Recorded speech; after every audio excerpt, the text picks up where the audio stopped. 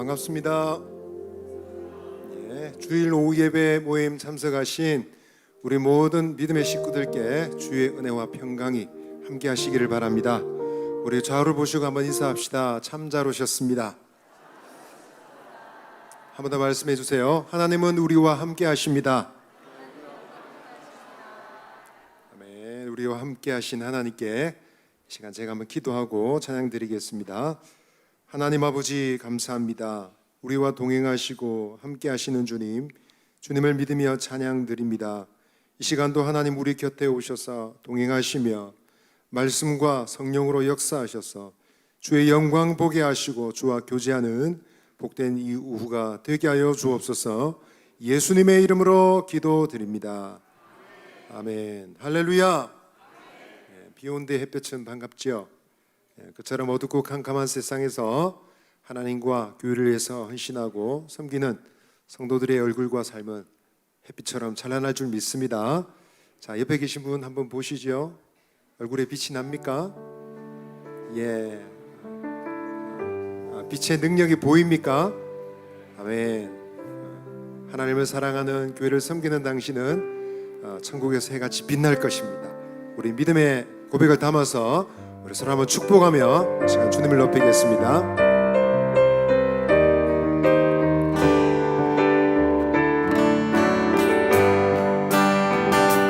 당신의 그 섬김이 천국에서 해같이 빛나리. 당신의 그 경솔이 천국에서 해같이 빛나리. 당신의 그 믿음이 천국에서 해같이 빛나리. 당신의 그 충성이 천국에서 해같이 빛나리. 주님이 기억하시면 좋다니. 예수님 사랑으로 가득한 모습 천사도 응모하는 아름다운 그 모습 천국에서 해같이 빛나리. 당신의 그 순종이 천국에서 해같이 빛나리. 당신의 그 사랑이 천국에서 해같이 빛나리. 당신의 그 찬송이 천국에서 해같이 빛나리. 당신의 그 안식이 천국에서 해같이 빛나리. 주님이 기억하시면 좋다니. 불타는 사명으로 가득 찬 모습 천사도 응모한 아름다운 그 모습 천국에서 우리 1절로 한 번 더 축복하겠습니다. 당신의 그 섬김이 천국에서 해같이 빛나리. 당신의 그 경솔이 천국에서 해같이 빛나리. 당신의 그 믿음이 천국에서 해같이 빛나리. 당신의 그 충성이 천국에서 우리 서로를 바라며 축복하겠습니다. 주님이 기억하십니다. 주님이 기억하시면 좋다리 예수님 사랑으로 가득한 곳은 천사도 흠모하는 아름다운 그곳은 천국에서 주님이 기억하십니다. 주님이 기억하시면 좋다리 예수님 사랑으로 가득한 곳은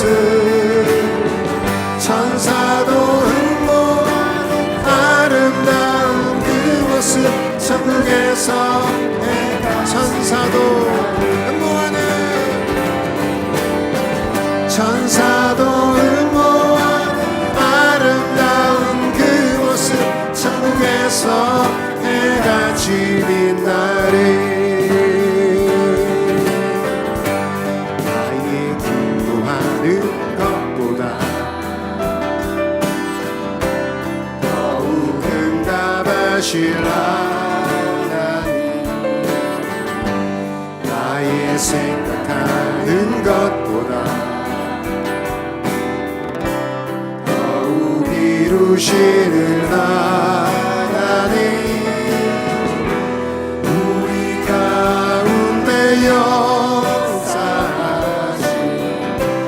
능력대로 우리들의 간구함을 넘치도록 능히 하신 주님께 모든 영광과 존귀 찬양과 경배를 돌릴지어다 모든 영광과 존귀 찬양과 경배를 돌릴지 나의 생각하는 것보다 나의 생각하는 것보다 더욱 이루시는 하나님 나의 생각하는 것보다 더욱 이루시는 하나님 우리 가운데 역사하신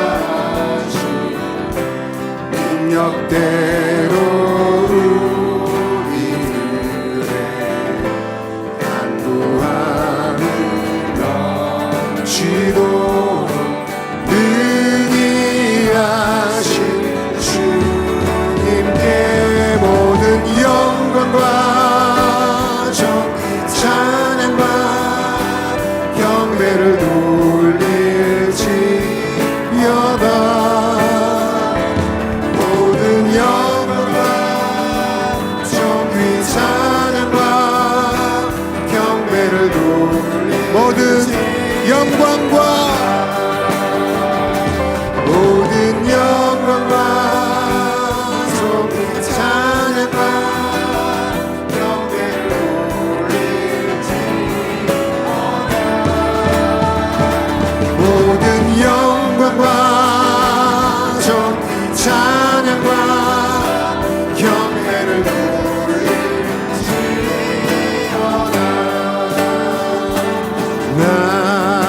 나의 생명 드리네 주여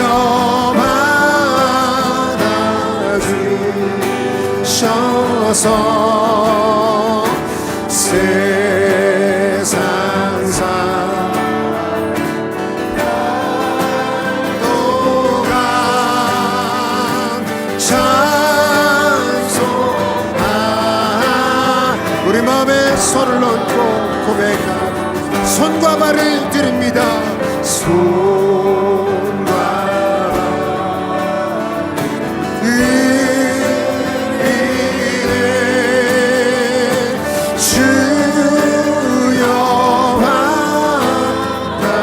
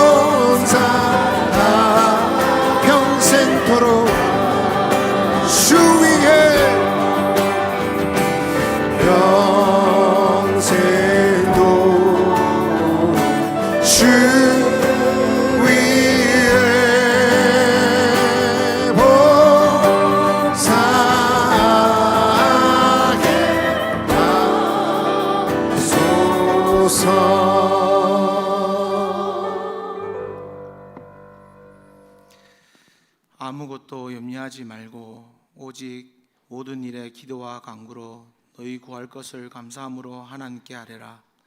그리하면 모든 지각에 뛰어난 하나님이 평강이 그리스도 예수 안에서 너희 마음과 생각을 지키시리라.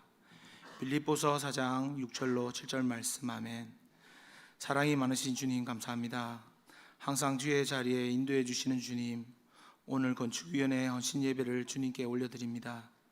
주의 제자로 선택해 주시고 세상 사람과 구별되는 축복을 주신 주님, 항상 주의 은혜로 우리 삶 뒤에서 든든히 보여 주시며 부족한 저희지만 힘써 주님께 나아가는 우리를 돌보아 주셔서 감사합니다.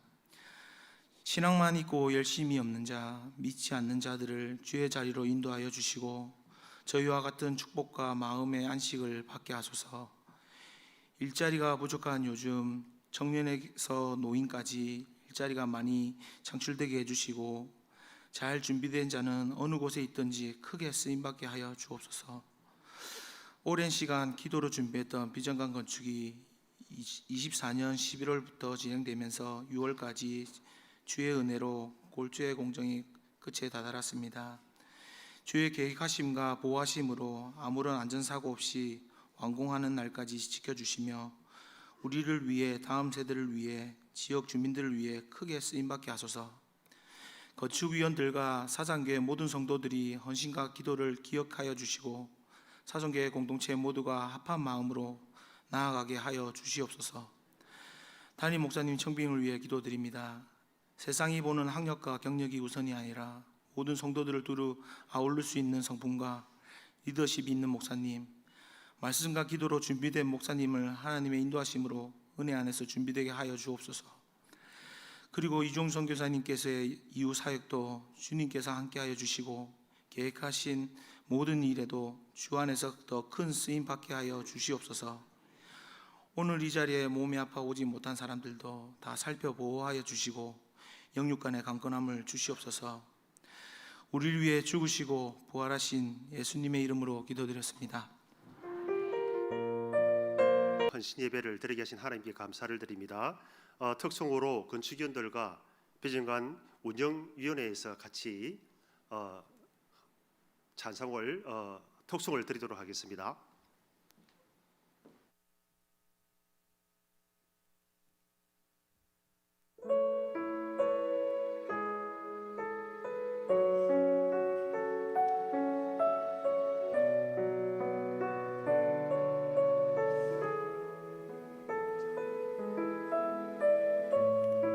비전관 건축은 하나님께서 함께 하시는 사역입니다. 여기까지 인도해 주신 하나님을, 장래에도 인도해 주실 하나님을 찬양합니다. 함께 이 에베네셀 하나님을 찬양합시다.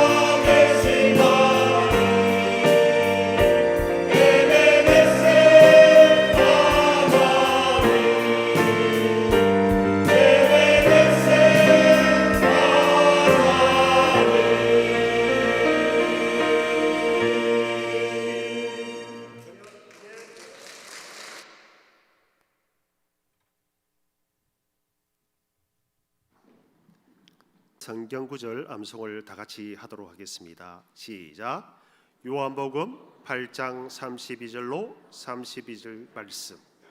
그러므로 예수께서 자기를 믿은 유대인들에게 이르시되 너희가 내 말에 거하면 참으로 내 제자가 되고 진리를 알지니 진리가 너희를 자유롭게 하리라. 아멘. 요한복음 8장 31절로 32절 말씀. 아멘. 저번 주에 이강재 목사님이 떨린다 하시더만 진짜 떨리네요. 예, 오늘 다 같이 말씀 봉독하는데 구절이 좀 길므로 같이 교독하도록 하겠습니다. 말씀은 느헤미야 3장 1절로 32절까지 말씀입니다. 한 절씩 교독하도록 하겠습니다. 제가 1절 읽도록 하겠습니다. 그때에 대제사장 엘리야십이 그의 형제 제사장들과 함께 일어나 양문을 건축하여 성별하고 문짝을 달고 또 성벽을 건축하여 한메아 망대에서부터 하나넬 망대까지 성별하였고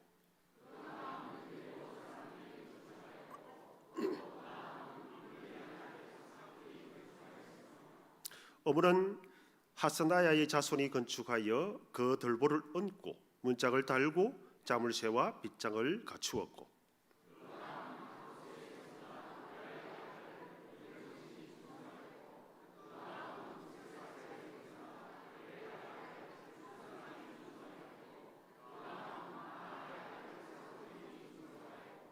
그 다음은 드고와 사람들이 중수하였으나 그 귀족들은 그들의 주인들의 공사를 분담하지 아니하였으며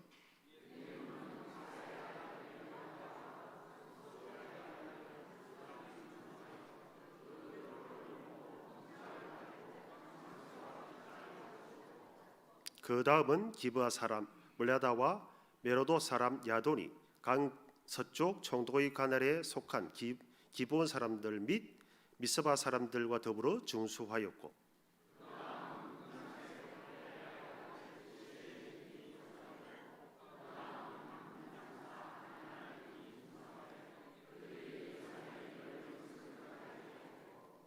그 다음은 예루살렘 지방의 절반을 다스리는 후르의 아들 더바야가 중수하였고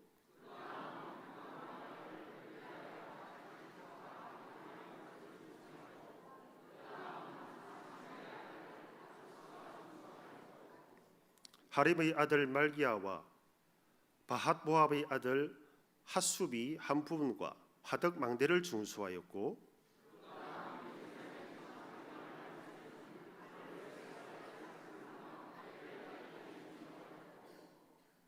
골짜기 문은 한온과 산호와 주민이 중수하여 문을 세우며 문짝을 달고 자물쇠와 빗장을 갖추고 또 분문까지 성벽 1000규빗을 중수하였고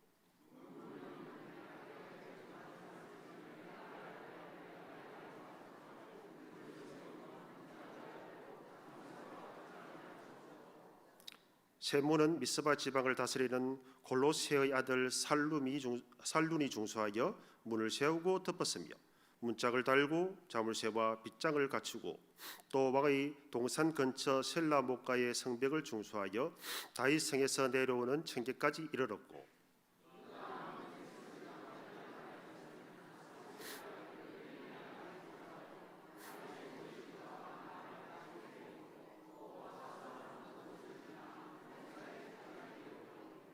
그 다음은 뇌이 사람 바니의 아들 루훔이 중수하였고 그 다음은 걸라 지방 절반을 다스리는 하사바가 그 지방을 대표하여 중수하였고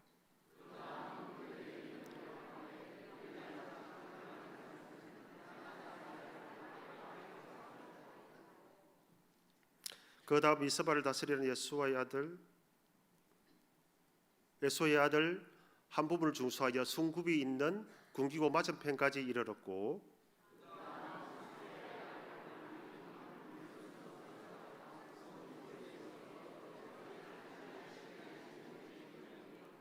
그 다음은 하코스의 손자 우리아의 아들 머레못이 한 부분을 중수하여 엘리야십의 집 문에서부터 엘리야십의 집 모퉁이에 이르렀고 그 다음은 베냐민과 핫술이 자기 집 맞은편 부분을 중수하였고 그 다음은 아나야의 손자 마세야의 아들 아사랴가 자기 집에서 가까운 부분을 중수하였고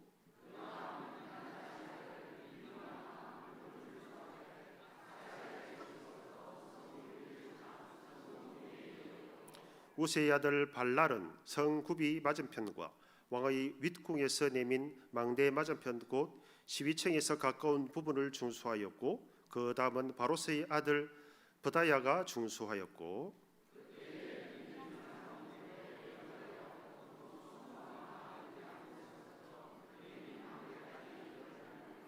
그 다음은 드고아 사람들이 한 부분을 중수하여 내민 큰 망대와 마주 대한 곳에서부터 오벨선까지 이르렀느니라.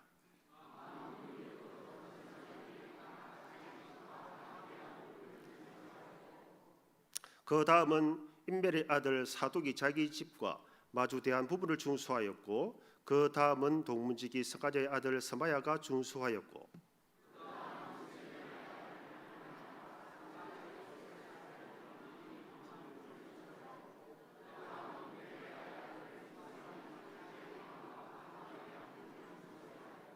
그 다음은 검작색 말기야와 한미갑 문과 마주 대한 부분을 중수하여 르비님 사람과 상인들의 집에서부터 성 모퉁이 성루에 이르렀고 성 모퉁이 성루에서 양문까지는 검장색과 상인들이 중수하였느니라.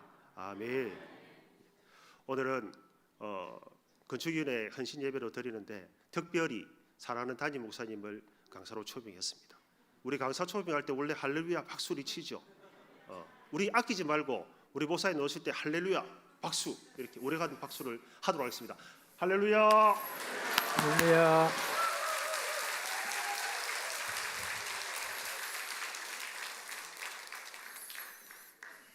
제가 꼭 가르친 것처럼 이렇게 하는. 원래 이 건축위원회가 이제 헌신예배는 지난달에 있을 예정이었죠, 그죠? 그런데 이제 뭘 그렇게 잘 준비를 하려고 했는지 이제 한 달 좀 미뤄달라고 그래가지고 이제 한 달을 미뤄서 이제 이번 달에 하게 된 겁니다. 그러고 보니까 오늘 아까 영상에 지금 쫙 나와 있잖아요. 그것도 잘 준비하시고 이 설교가 끝나고 나면 또 나온 그런 영상도 좀 잘 준비를 하셨던 것 같아요. 너무너무 지금 참 수고가 많습니다. 이 비영광 건축을 작년 11월 달에 이제 우리가 시작을 할 때 그때 좀 이게 언제나 좀 기초가 놓여질까 하는 어떤 생각이 참 들었는데 그래도 하나님께서 우리 가운데 도와주신 은혜로 말미암아 이제 4층 바닥까지 이제 다 지금 타설이 끝나고 또 그때마다 하나님께서 비를 주세요. 비를 주시는데 소낙비를 주시는 게 아니라 이슬비를 주세요. 그러니까 이게 딱 적당하게 타설하고 나면 다 이렇게 비를 주셔가지고 잘 마르게 하시고 또 이렇게 하고 나면 또 마르게 하시고 이건 정말 하나님께서 지금 다 함께 하시는 증거를 우리가 직접 지금 보고 있습니다. 이제 곧 다목적 홀인 5층도 이제 다 이렇게 되고 나면은 참 이 모양을 보니까 원래는 이게 애초에 좀 뭐 저렇게 크노 하는 어떤 생각이 들 정도 애초에는 그렇게 크지 않았다 싶은데 지금 굉장히 규모가 크고 또 아름답게 그렇게 지금 하나하나 지어져 가는 것 같습니다. 오늘 우리 건축위원회 헌신예배를 맞아서 저는 여러분께 이 비전관이 우리에게 어떤 의미가 있는지 하는 것을 이제 하나님께 성별된 건축이라는 제목으로 말씀을 좀 드리려고 합니다. 이 허물어진 교회 건물 이 재건이 무엇을 의미하는지부터 먼저 여러분께 말씀을 드리겠습니다. 오늘 우리가 읽은 이 본문은 느헤미야서잖아요. 근데 먼저 느헤미야라는 인물에 대해서 한번 살펴보겠습니다. 느헤미야 2장 1절에 보면은 느헤미야는 누구냐? 페르시아 왕인 아닥사스다 왕의 술관원이다라고 그렇게 했습니다. 근데 여러분 술관원이라는 이 직책은요, 그냥 뭐 단순히 왕에게 술을 드리는 그런 직책이 아닙니다.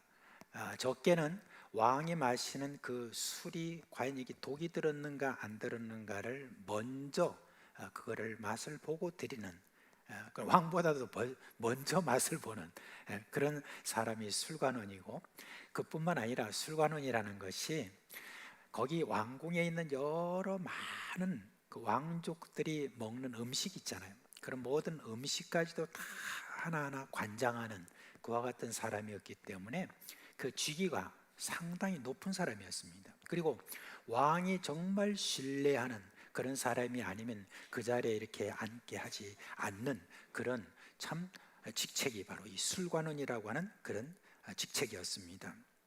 그러니까 이 술관원이라는 높은 그 직책인데, 유대인인 이 느헤미야가 어떻게 그 높은 자리까지 올라갔을까? 그 배경에 대해서는 성경이 말하고 있지 않기 때문에 정확하게 모릅니다. 그러나 우리가 하나 알 수 있는 것은 정말 대단하다. 느헤미야가 그 유대인으로서 어떻게 그 페르시아 왕궁에서 저가 그렇게 높은 자리까지 올라갔을까 하는 그런 마음이 듭니다. 사실 여러분, BC 586년, 주전 586년에 바벨론에 의해서 유대가 멸망했잖아요. 그때 많은 유대인들이 포로로 잡혀갔고, 그 이후 이 제국이 바뀌었죠. 바벨론이 멸망하고 페르시아 제국이 섰습니다.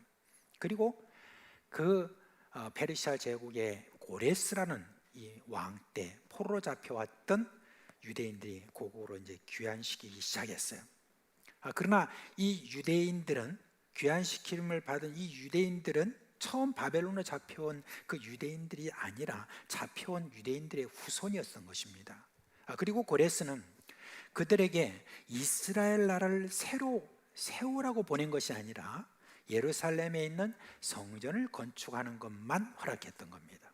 이 성전을 건축하는데, 이 성전을 건축하는데도 참 많은 어려움이 있었죠. 그 성전을 건축하는 것을 보고 주변에 있는 이 사마리아인들과 에돔인들 있잖아요.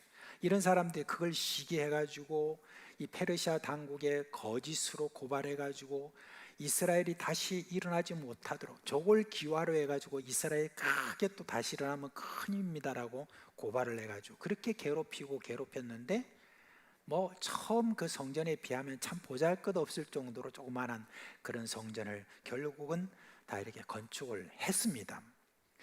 그런데 그 이후에 오랜 시간이 또 흐른 다음에 느헤미야라는 사람이 등장합니다. 그런데 이 느헤미야라는 사람이 등장하고 그 다음에 나오는 이야기를 보니까 이 성전은 건축했지만 이 이스라엘의 지금 형편이 어떤가 하는 것을 우리가 알 수 있어요. 느헤미야서 1장 1절에 보면 느헤미야를 하가랴의 아들이라고 소개를 하고 있습니다. 그런데 하가랴가 바벨론 포로로 잡혀간 그런 사람인지 그 후손인지는 정확하게 모르겠지만, 느헤미야는 그 집안에서 하가랴라는 아버지로부터 유대인으로서의 정치석을 잘 그렇게 교육받았다라고 이렇게 볼 수가 있습니다. 비록 페르시아에서 출세한 그런 유대인이지만 자신은 유대인으로서 그 마음에 늘 고국인 예루살렘에 있었어요. 그래서 이제 고국으로 돌아갔던 그런 분들이 성전을 건축하고 그 이후에 어떤 일들이 어떻게 되었는지는 그동안에 잘 나타나지 않았는데, 이 예루살렘이 어떻게 좀 잘 복구되고 있는지, 유대 나라가 어떻게 되고 있는지 그런 어떤 그것에 대해서 궁금했어요. 그리고 또 자신이 또 앞으로 어떤 일들을 좀 할 수 있을는지 하는 어떤 고민을 가지고 있었습니다. 근데 어느 날 자신의 친척 몇 사람이 유대와 예루살렘에 갔다 왔기에 불러서 그간의 그 사정을 좀 물어봤습니다. 근데 유다와 예루살렘의 형편을 들어보니까 너무 참담한 거예요.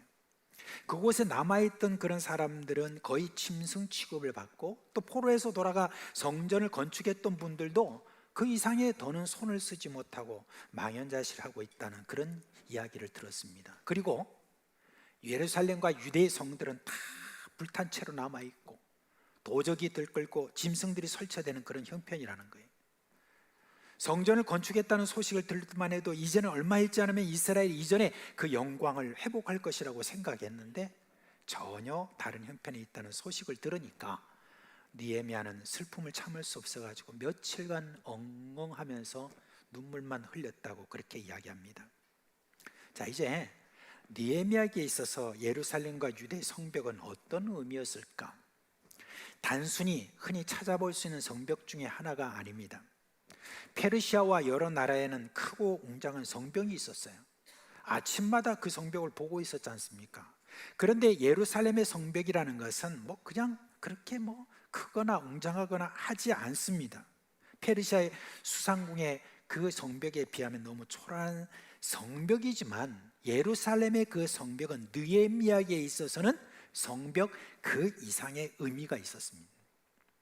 느헤미야에게 있어서 예루살렘의 재건이라고 하는 것은 하나님이 이스라엘 백성들을 회복시킨다는 증거입니다. 하나님이 다시 우리와 함께 하신다는 증거였습니다. 여러분, 왜 예루살렘이 멸망했습니까? 예루살렘이 멸망하기 전에 그때 이사야 선지자를 비롯한 여러 많은 선지자들이 너희들이 계속 범죄하고 계속 그렇게 가면 너희들이 멸망한다, 어떻게 멸망할 것인가 하는 데 대해서도 아주 자세하게 그렇게 설명했는데 그 말을 듣지 않고 왕을 비롯한 모든 백성들이 그냥 자기 생각에 옳은 대로 그렇게 행하는 바람에 그렇게 멸망당했지 않습니까? 근데 이사야 선지자와 예레미야와 여러 어떤 선지자들이 그때 예언한 그런 내용 중에 이런 내용이 있었습니다. 그곳을 지나는 달마다, 이 예루살렘 성이죠, 그곳을 지나는 자마다 막 머리를 흔들며 저것이 이전에 그렇게 영광스럽다고 했던 하나님의 성이었더냐, 저들이 범죄의 저런 꼴을 당하지 않았느냐, 돌 위에 돌 하나도 남기지 않은 저렇게 황폐되었느냐, 저들이 범죄했기 때문에 그렇지 않느냐라고 하는 그런 조롱을 당할 것이다 라고 그렇게 예언했습니다. 그러니까 성벽이 황폐한 그대로 폐허로 남아있다는 것은 뭘 말하느냐, 아직까지 하나님께서 자신들의 죄를 용서하지 않고 있다는 그런 표시가 또 되는 것입니다. 저는 지금 터키, 지금은 튀르키예라고 하죠, 그곳에 가서 성경에 기록된 그 유명한 교회가 있는 곳, 그것을 좀 둘러봤습니다. 뭐 에베소 교회, 버가모 교회, 빌라델비아 교회, 서머나 교회, 뭐 이런 교회들을 쭉 이렇게 둘러보았습니다. 근데 거기서 뭘 봤느냐, 폐허만 있고 돌만 널브러져 있는 그런 모습이, 그 모습을 보고 처음에는 화가 났습니다. 아니, 이렇게 부서지고 망가진 그런 폐허가 된 모습을 보자고 내가 여기까지 왔느냐, 이슬람 나라가 된 이 나라가 우리 기독교인들에게 이런 것을 보여주며 우리를 조롱하려고 하는가 라고 하는 그런 마음이 들었습니다. 근데 이내 깊은 슬픔이 몰려왔어요. 아니, 어떻게 이런 일이 생겼는가 라고 생각해 봤습니다. 이 교회 역사를 보면 표면적으로는 이슬람의 외부적인 어떤 침략으로 말미암아 그렇게 된 것으로 보이지만, 여러분 실제로는 뭐냐, 교회와 세속화되어 가지고 세상 사람들에게 외면당하기 때문에 그랬던 것입니다. 그렇게 해서 그들이 이슬람화가 된 거예요. 그래서 이전에 그런 모든 영광스럽던 그런 교회의 모습들은 다 폐허가 되어 가지고 완전히 돌 위에 돌 하나 제대로 남는 것이 없는, 기둥만 그냥 썰렁하게 남아있는 그런 어떤 교회의 모습이 지금 튀르키예에 있는 옛날 영광스럽던 그런 일곱 교회의 모습이었습니다. 그걸 보면서 여러분, 한국 교회가 세상에서 외면을 받으면 이렇게 되는 것은 시간 문제라고 하는 그런 위기감이 제 마음속에 들어왔습니다. 저는 이 비전관을 짓기 전에 우리 교회 교육관의 모습을 한번 생각해 봅니다. 제가 처음 와가지고 그것을 쭉 점검해 보니까 처음에는 제 생각에 이걸 지금 좀 리모델링을 좀 잘 해가지고 어떻게 하면 되지 않겠나라고 하는 생각에 전체를 구조 진단도 해보고 이렇게 해보니까 전혀 그렇게 할 수가 없는 형편이었습니다. 비만 오면 그냥 벽에 비만 치면 그냥 비 다 스며들어가지고 그냥 곰팡이가 피고 하는, 천정이 내려앉는 그런 모든 형편들이 여러분 있었습니다. 그때 제 생각에 아니, 여기서 토요학교라고 여기서 주일학교라는 이게 지금 있는데 아이들이 도대체 교회를 어떻게 생각할까, 그런 생각이 들었습니다. 또 그 부모들은 또 어떻게 생각할까, 이런 교회, 이런 곳에서 지금 교육받고 있는 이 아이들의 건강은 또 어떻느냐, 그런 생각이 들었어요. 아무튼 이렇게 방치해서는 안 된다는 그런 생각을 했는데 저만 그렇습니까? 아마 우리 여기 계시는 많은 우리 교회 식구들도 다 비슷한 생각을 했을 것으로 저는 생각을 합니다. 지난해에 아프리카, 제가 우간다에 갔었잖아요. 이제 그곳에 이제 예배당을 하나 짓고 나면 그냥 한국에 있는 분들이 또 구원했던 분들이 다 가가지고 그곳에서 축하하는 그런 행사를 이렇게 합니다. 이렇게 하는데 그곳에 예배당을 짓기 위해서 지금도 뭐 얼마나 열심인지 몰라요. 근데 이제 그분들로부터 제가 들은 이야기 한 가지, 그 이야기에 대해서는 참 저도 같이 깊은 공감을 합니다. 그분들이 처음에 우간다에 가보니까 예배당이 진흙과 그 다음에 볏짚으로 얼기설기 지은 그런 것인데, 비만 오면은 완전히 그 진흙이라든지 이런 것이 다 이렇게 문드러져 가지고 무너지고, 바람만 세게 불면 안 그래도 양철이나 뭐 이런 걸로 갖다 이렇게 올려놓은 것들이 막 다 날아가는 그와 같은 형편이었답니다. 그런데 그 주변에 이슬람 신앙을 가지고 있는 그 사람들이 교회를 보고 조롱을 하더래요. 아니, 너희가 믿는 하나님은 어떤 하나님인데 그런 그 모양으로 그 예배당을 갖다 짓고 또 그런 어떤 모양의 그런 하나님이냐라고 하는 어떤 그 말을 들은 우리 한국의 그 목사님이 거기에 그냥 큰 충격을 받았다. 우리 충격을 받고 난 다음에 그러면 우리가 이렇게 지금 조롱을 받았어야 되겠느냐라고 하는 그 마음으로 그 다음부터 거기서 예배당을 지어주는 그 일들을 그렇게 열심을 했다라고 합니다. 여러분, 그거는 좀 자연스러운 마음이라고 생각합니다. 교회가 그렇게 무너진 어떤 모습을 보면서도 아이고 그만 그렇게 하지 이렇게 생각하는 것은 여러분 그는 바른 마음이 아니라고 생각해요. 깊은 슬픈 마음 가운데서 그 다음에 그래도 교회를 하나 지어줘야지 하는 어떤 그런 마음이 생긴 것은 자연스러운 그런 마음이라고 생각합니다. 저는 이 비전관이 완공되면요, 이 지역사회에서 사상교회의 이미지가 상당히 새로워질 것이라고 저는 생각을 합니다. 그리고 무엇보다도 우리가 이 주변을 쭉 보잖아요. 이 주변을 볼 때에 이 주변에 문화적인 어떤 그런 측면에서 뭔가 좀 선하게 이끄는 그런 어떤 구심점이 없어요. 그런 구심점이 없는데 이제 우리 교회가 이 비전관을 통해서 이 문화를 좀 더 선하게 이끌 수 있는 하나의 발판이 이렇게 지금 마련되는 거예요. 그래서 이런 것을 선하게 이끄는 전당으로 우리가 자리 잡아야 되겠다라는 그런 생각이 듭니다. 무엇보다도 그동안에 우리가 좀 미뤄왔던 것이 있죠. 여러 가지 많은 꿈들이 있습니다. 그런 꿈들이 바로 이 비전관 안에서 행해지는 어떤 그것을 통해서 이제 우리 교회 안에서 일어날, 그리고 밖에서 안으로 들어올 수많은 어떤 사람들에게 새로운 어떤 그러한 동력을 우리가 갖게 될 것이다 라고 하는 그런 생각입니다. 그런데 이에 대해서 우리는 꼭 기억해야 될 것이 있습니다. 느헤미야가 먼저 무엇을 했는가 하는 것입니다. 건축하는 이전에 저는 먼저 회개의 기도를 했습니다. 예루살렘의 황폐함의 소식을 듣고 느헤미야는 어떻게 했냐? 바로 금식에 들어갔습니다. 그리고 하나님께 회개하기 시작했습니다. 근데 여러분, 그 회개 기도를 보니까 그냥 조상들의 어떤 죄만 말하지 않아요. 남의 가정에 대해서만 말하지 않아요. 나와 내 아버지의 집도 범죄했다고 느헤미야 1장 6절 말씀에 보니까 그렇게 고백했습니다. 아니 여러분, 그 경건한 느헤미야가 그 아버지가 그렇게 경건하게 유대인으로서 정체성과 모든 어떤 교육을 제대로 가르쳤던 그 아버지가, 그 집안이 무슨 죄가 있습니까? 무슨 큰 죄를 지었겠습니까? 그런데 예루살렘의 이 모든 폐허가 누구의 죄 때문이 아니라 바로 나와 내 집안의 죄라고 고백한 것을 여러분 보시길 바랍니다. 우리가 비전관을 건축하면서 반드시 우리가 짚고 넘어가야 될 부분이 바로 이 부분입니다. 회개할 것이 있습니다.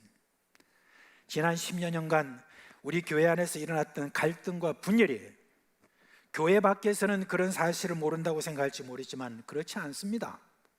오늘 오후에 내외에 적어도 나오신 분들은 적어도 이런 어떤 부분에 있어서 굉장한 큰 어떤 책임감을 가지고 있는 분들이라고 해서 제가 오전에 말씀을 드리지 않았지만 이 오후에는 분명히 제가 말씀을 좀 드려야 되겠다 생각합니다. 우선 여러분, 우리 노예 안에 있는 여러 교회들이 우리 교회를 바라보는 그런 시각을 제가 처음에 와서 얼마나 따갑게 느껴지는지 모릅니다. 그리고 여러분, 총회 안에서 지금 우리 교회, 사상교회가 어떤 교회 모습으로 여러분 비춰졌는지 아세요?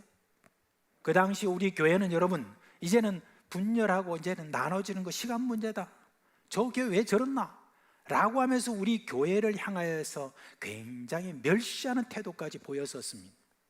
제가 처음 한 몇 년간 그 노예에 가가지고 그 교회 목사님들이 바라보는 시선이라든지 이런 모든 것들을 제가 느껴볼 때 참으로 따가웠습니다. 근데 여러분, 남은 더 그런 것 같아요. 조금 안 좋으면 그거 가지고 막 불려가지고, 그래가지고 소문에 꼬리를 물고 더 안 좋은 것으로 그렇게 밝혀져 가지고, 여러분, 그런 어떤 그 영향들이 우리 교회에 얼마나 컸는지 모릅니다. 실제 여러분 한번 돌아보십시오. 우리가 그런 갈등과 분열 속에서 실제로 우리 안에서 어떤 일이 났습니까?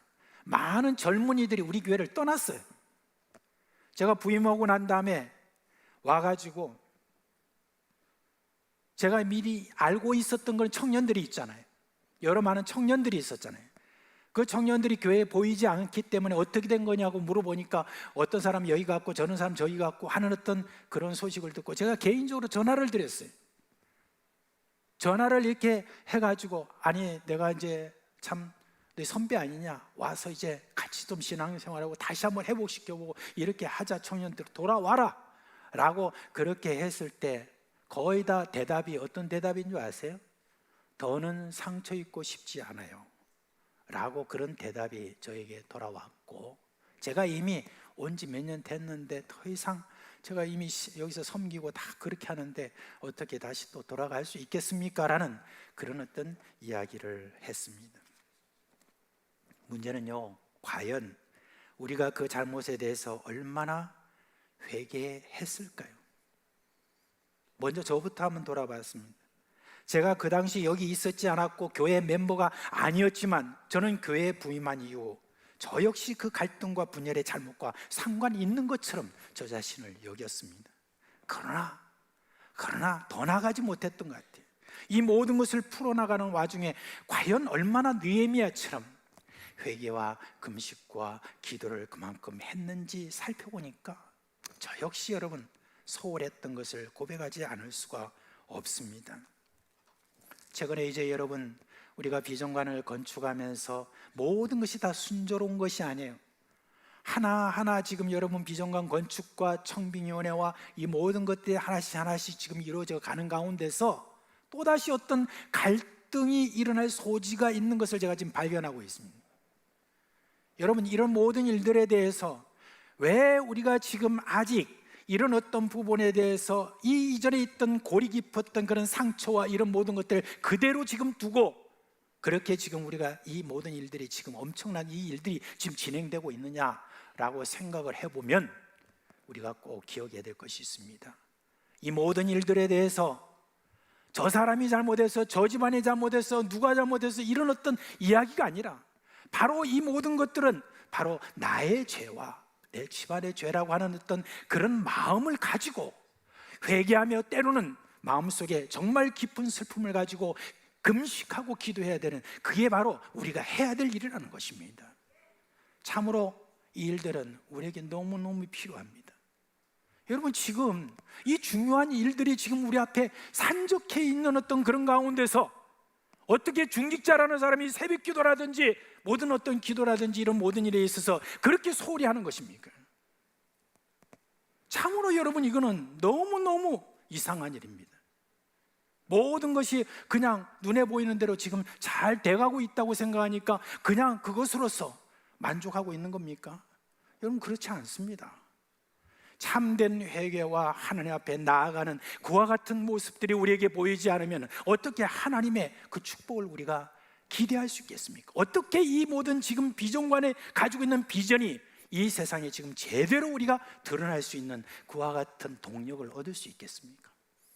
저는 그런 부분에서 우리가 진정으로 하나님의 쓰임을 받는 비전관과 그 비전관에 담겨 있는 이 모든 비전들이 우리가 잘 수행할 수 있는 그런 그릇이 되려고 하면은 바로 이와 같은 회개의 그런 어떤 우리의 몸부림이 우리 가운데 먼저 있어야 된다는 것입니다. 여러분, 누구 잘못이라고 절대 생각해서는 안 됩니다. 저의 잘못입니다, 저의 문제입니다 라고 하면서 그렇게 우리가 나아가야 된다는 것입니다. 느헤미야가 이렇게 할 때 어떻게 됐습니까? 하나님이 쓰셨어요. 그리고 여러분, 오늘 3장 1절에 보니까 느헤미야가 하나님의 그 크신 은혜로 말미암아 아닥사스다 왕이 그를 유대 총독으로 삼고 유대로 파송을 해가지고 그렇게 해서 이 느헤미야가 이 건축을 지금 하는 어떤 그런 모습을 보십시오. 근데 그 1절에 보니까 뭐라고 말했느냐? 건축의 의미를 이렇게 말했습니다. 성별하였다라고 이렇게 말했습니다. 우리가 교회와 관련된 건축을 할 때 예배당이든 교육관이든 비전관이든 어떤 용도의 건축이든 그것은 다 성별하는 것입니다. 성별하는 것입니다. 거룩하게 구별한다는 말은 바로 그렇게 하는 것입니다. 이것은 우리 누구의 것이 아니라는 말이죠. 하나님의 것이고 하나님의 영광을 위한 것이다 라고 하는 것입니다. 그런데요, 제가 3장을 보면서 새롭게 깨달은 것이 있습니다. 성경을 순서대로 다 읽어나다가 느헤미야 3장을 보는데 이전에는 무심코 지나가던 이 자꾸 이름이 막, 오늘 여러분 지금 1절부터 32절까지 하나하나 여러분 읽어가는데 좀 지겹죠? 뭐냐면 뭐 이름 뭐 우리가 이 발음하기도 어려운 이름들 막 나오잖아요. 그래가지고 막 세기도 하고, 예. 그럼 막 우리 저 오늘 사회자 굉장히 어려운 것 같아요. 너무 힘든 것 같아요. 그렇잖아요. 우리는 다 같이 묻어서 그냥 막 같이 말하는데 사회자는 자기 발음이 뚜렷하게 들리잖아요. 그러니까 그 발음하는 게 얼마나 어려운, 그 명단을 왜 목사님은 한 장 전체를 갖다가 몇 구절만 읽지 그렇게 생각할지 모르겠는데 그 명단이 이렇게 나오는데 예루살렘 성벽을 수리하고 증축한 사람이 명단이에요. 어디에서 어디까지 누가 중심이 되어서 수리했다, 누가 수리했다, 이런 것들을 다양한 방법으로 그 이름을 말하면서 소개를 합니다. 근데 이 부분을 제가 몇 번이고 다시 읽었어요. 뭔가 여기서 뭔가 제 마음의 느낌이 좀 뭔가 이게 좀 이상하다는 느낌이 들면 저는 계속 다시 읽습니다. 다시 읽어요. 그리고 난 다음에 여러분 제가 회개하게 되었습니다. 저는요, 사람의 이름이 드러나는 것에 대해서 저는 좀 좋지 않게 생각하는 그런 사람이죠. 그것에 대해서 제가 굉장히 회개를 했습니다. 저는 이전부터 저의 이름을 내는 것에 대해서 터부시했어요. 전에는 제가요, 봉헌하는 이 지금 헌금 목도에 제 이름을 적지 않았습니다. 근데 여러 이유로 막 그걸 뭐 영수도 해야 되고 뭐 한다는 그런 어떤 가운데 이름을 적어야 한다고 그래서 지금 적지만 별로 저는 유쾌하게 생각지 않았습니다. 이름을 낸다는 게 그게 꼭 자신의 공로를 드러낸 것으로 여겼기 때문에 그랬습니다. 선교지에서도 선교를 하면서도 늘 제 이름을 드러내려고 하지 않으려고 노력했어요. 예를 들면 연합신학교 그 건물을 짓고 제가 하는데 참 정말 고생했거든요.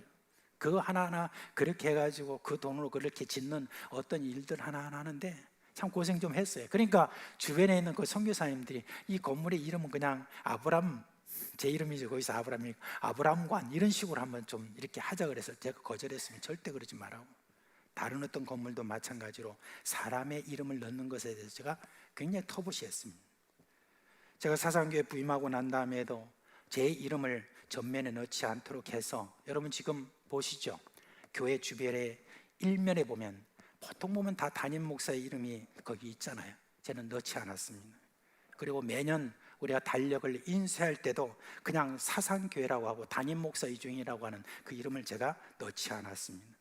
그리고 노예나 총회나 장로연합회 무슨 연합회 모든 다 행사를 할 때 그때 교회 광고문이 나올 때도 저는 거기에다가 제 이름이나 우리 장로님들 이름이나 이런 이름을 제가 넣지 않았습니다. 재작년에 제가 세계로 교회 간 적이 있었거든요. 거기 갔는데 그 교회가 건축한 지 그렇게 오래되지 않았어요. 근데 그 교회 가서 쭉 보니까 한쪽 벽에다가 그 건축하는 데 있어서 막 헌금을 했던 분들 있잖아요. 그 헌금을 쫙 한쪽 벽에 다 이렇게 적어놨더라고요. 그것을 보면서 마음이 굉장히 제가 불편했습니다. 당시 사람의 이름을 기록한다는 것, 곧 하나님의 영광을 가린다는 그런 선입관이 제게 강하게 자리 잡고 있었기 때문에 그랬습니다. 근데 느헤미야 3장을 제가 보고 그 다음에 다시 다른 성경에 이름이 나오는 곳곳을 다 좀 살펴보았습니다. 너무나 많이 성경에는 이름들이 많이 나오는 겁니다. 그분들의 그 믿음의 미담들부터 시작해서 이런저런 어떤 그런 이야기들을 하면서 그분들의 이름이 거기에 많이 기록되어 있는 거예요. 물론 이 부분에 대해서 제가 다시 좀 정리는 해야 되겠지만, 이름을 기록하는 것에 대해서 터부시하는 그런 것에 대해서 제가 회개를 했다는 말입니다. 그래서 얼마 전에 제가 건축위원장에 이렇게 말했습니다. 이번에 건축이 끝나면은 역사관이 마련될 텐데 그곳 한켠에다가 이번 건축에 참여한 우리 분들의 명단을 꼭 기록하자 그렇게 했습니다. 근데 여러분들 뭐 충격을 안 받네요. 회개하고 지금 그렇게 하는 것입니다. 그걸 갖다가 제가 굉장히 잘못됐다고 생각하는 어떤 그런 부분들이 사실 이게 문제가 있다는 거, 그걸 제가 알았기 때문에 그런 것입니다. 그러면서 저는 우리 교회 식구들이 헌금을 하는 것에 대해서 가만히 한번 생각해 봤습니다.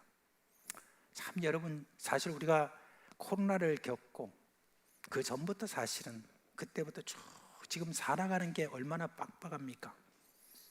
그런 가운데서도 정말 우리 교회 사상교회 식구들은 정말 힘에 지나도록 헌신을 하고 헌금을 하고 건축을 위해서 또 이렇게 헌금하는 그런 부분들의 마음을 어떻게 제가 여겨야 될까 하는 생각입니다.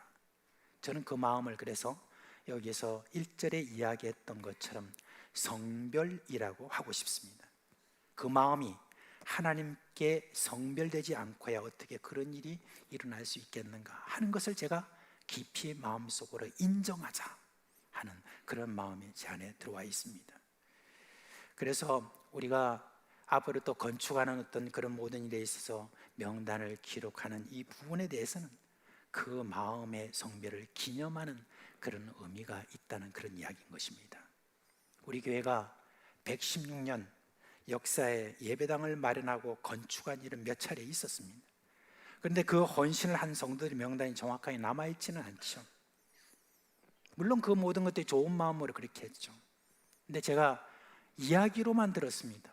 어떤 분들은 헌신을 할 때 자기들의 전셋집에서 전세를 빼가지고 헌신하고 그 다음에 월세집으로 갔다라고 하는 그런 어떤 미담, 이 정도로는 제가 들었지 그럼 누군지도 모르겠습니다. 이름을 남기는 것이 인간의 공로를 주장하는 것이 되어서는 안 되죠. 그러나 성경에는 그들의 이름을 기록함으로 신앙의 귀한 그런 유산으로서 성별하고 있다라고 하는 것, 그거를 저는 우리 교회에 적용한다라고 하는 어떤 그런 마음을 가집니다. 누가 저에게 이런 말을 했습니다.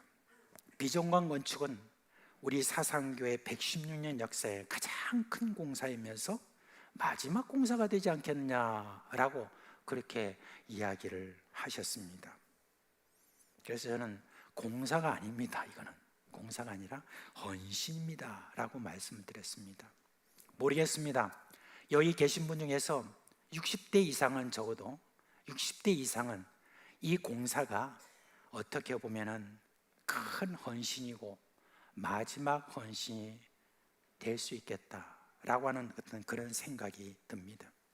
제가 매일 2차례씩 옥상에 올라갑니다. 옥상에 올라가서 건축 과정을 살펴보고 있어요. 그 건축 과정을 살펴보면서 눈으로 자세히 하나씩 봅니다. 보면서 누가 저거 매듭을 하나 안 넣나 역나, 그것도 지금 제가 자꾸 살피고 있습니다.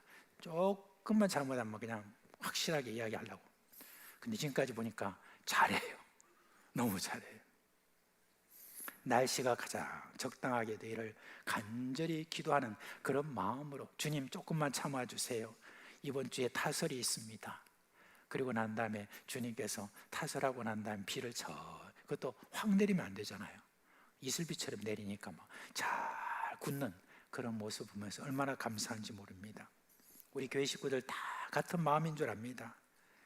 지금까지 큰 어려움 없이 진행되어 왔는데 또 힘을 다해서 헌금해서 건축 헌금도 오전에 말씀드린 것처럼 점점 좀 불어나고 있습니다. 그렇지만 우리 건축위원장님은 좀 마음이 다른 것 같아요. 우리 건축위원장님은 지금 걱정이 태산 같아요. 이거 지금 이제 점점 돈은 빠져나가지. 이제 돈이 지금 앞으로 또 내야 될 어떤 이런 것들이 자꾸 이제 7월, 8월 달 이제 7월 조금 더 지나면 지금 남아있는 거 다 나간다 그렇게 이야기해서 아직까지 7월도 안 왔는데 8월 달이 되면 다 될 건데 그런 어떤 생각을 제가 하는데 그걸 직접 말은 못하고 지금 말하는 겁니다. 여러 가지 방안을 지금 다 마련하고 그렇게 여러분께 또 말씀을 좀 아마 드리려고 그렇게 하는 것 같아요. 근데 여러분 저는 일찍부터 선포를 하고 기도해 왔지 않습니까? 빛 없는 건축을 기도하고 또 계속해서 기도할 것입니다. 이거는 우리가 하나님께서 때를 쓰는 것이죠. 뭐 이거 우리 영광을 위하자고 하는 것 아니지 않습니까? 하나님 영광을 위하자고 하는 건데 하나님 그깟 그거 우리한테 못 해주시겠습니까? 하고 하는 그런 마음으로 하나님께 때를 쓰고 있습니다. 여러분 비전관 우리 교회가 하나님의 이미지를 새롭게 하는데 저는 쓰임 받기를 원합니다. 그러기에 우리는 하나님께 성별하되 먼저 여러분 우리가 회개하는 마음을 가지면서 우리 자신을 자원하여 이렇게 드리는 어떤 그와 같은 어떤 마음으로 드리면 이게 뭐냐? 하나님께 성별이 되는 겁니다. 이게 먼저 성별이 되는 가운데서 우리의 물질도 성별이 되는 것입니다. 그렇게 성별된 건축이 돼야 그때야 진정한 하나님께 영광이 된다. 저는 그렇게 생각을 합니다. 이렇게 우리가 드리는 이 헌신도 하나님께 성별이 됨으로 말미암아 정말 궁극적으로 하나님께 영광이 되는 그런 비전관 건축이 되기를 주님의 이름으로 축원합니다. 찬송가 213장 찬양 드리도록 하겠습니다.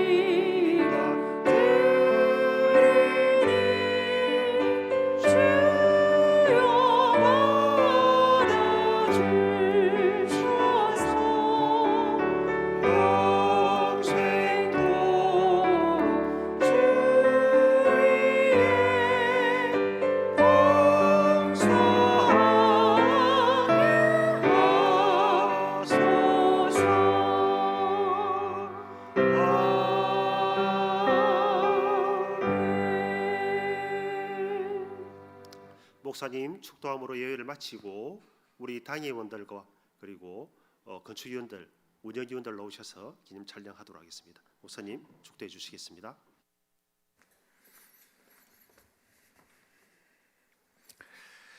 우리 주 예수 그리스도의 은혜와 하나님 아버지의 그 크신 사랑하심과 성령의 우리 가운데 계시면서 일으키시는 그 놀라운 생명의 역사가 우리 식구들과 가정과 생업이 영원토록 함께 있을지어다.